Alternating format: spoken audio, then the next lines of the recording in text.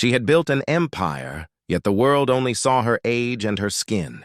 On that day, dressed simply, no one knew she was the powerful CEO behind one of the largest companies in the country. But when she tried to board her own private plane, she was stopped, humiliated, and treated as though she didn't belong. What followed would shake everyone watching and reveal the truth about who really holds the power. How could one moment of prejudice turn into a lesson no one would ever forget? For most of her life, Evelyn Carter was a woman people admired from a distance. She was sharp, resilient, and had worked her way up from nothing, rising through rejection, doubt, and doors that were often slammed in her face. Now in her 70s, she wasn't just successful, she was a name whispered in boardrooms. A black CEO who had built an empire in industries where women like her were never meant to lead. But Evelyn preferred simplicity.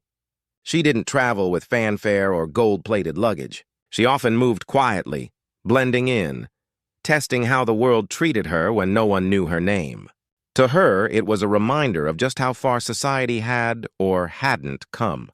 That morning, with a modest coat over her shoulders and her hair tied neatly back, she arrived at the airport to board her own private jet.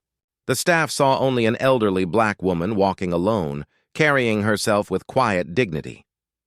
What they didn't see was the power behind her calm smile, and as she approached the gate, something was about to happen that would strip away the disguise, reveal the ugly truth of prejudice, and set the stage for a moment no one would ever forget. Evelyn handed over her identification with the same calm confidence she carried into every board meeting. But the attendant barely glanced at the card before frowning.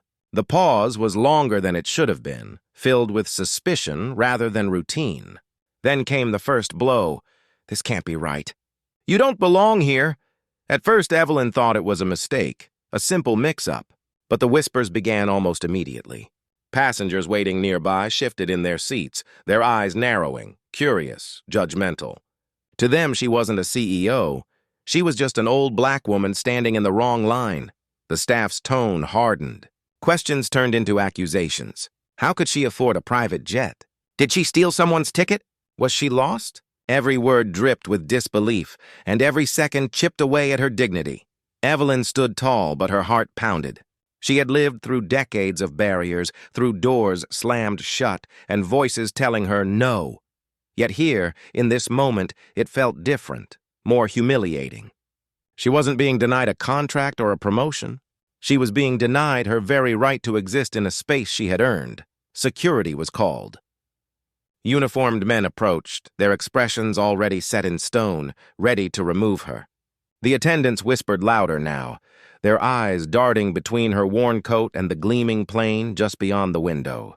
It was as though the sight of her, humble, dignified, but black, was offensive enough to trigger alarm. The crowd grew restless. Some smirked, others shook their heads, convinced they were watching justice unfold. No one dared to ask if maybe, just maybe, they were wrong. Evelyn tried to explain, but each word was dismissed. "Ma'am, step aside."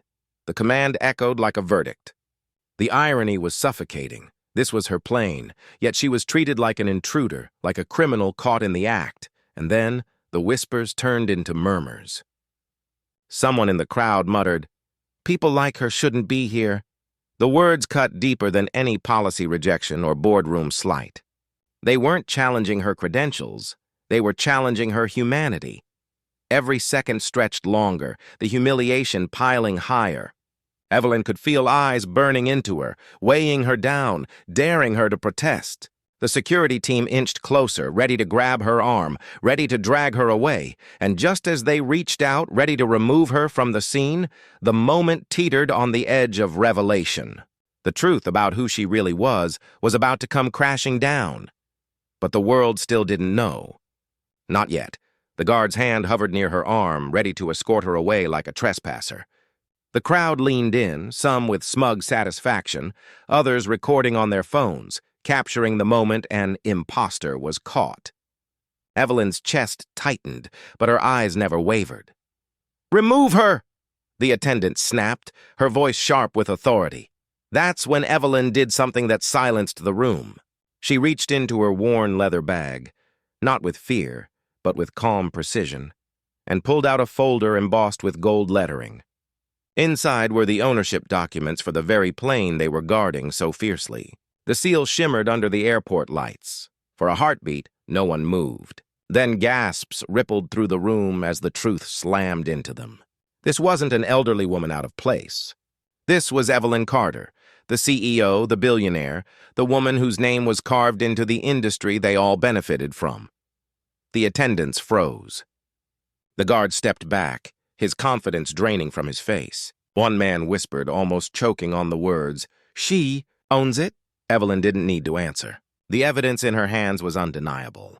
The same people who mocked her, doubted her, stripped her of dignity, now stood trembling, their arrogance collapsing under the weight of truth. But the damage was already done. In their eyes, she would never have been respected until her wealth was revealed.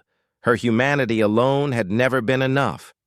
And as silence swept the room, Evelyn realized this wasn't just about her plane, her company, or her name.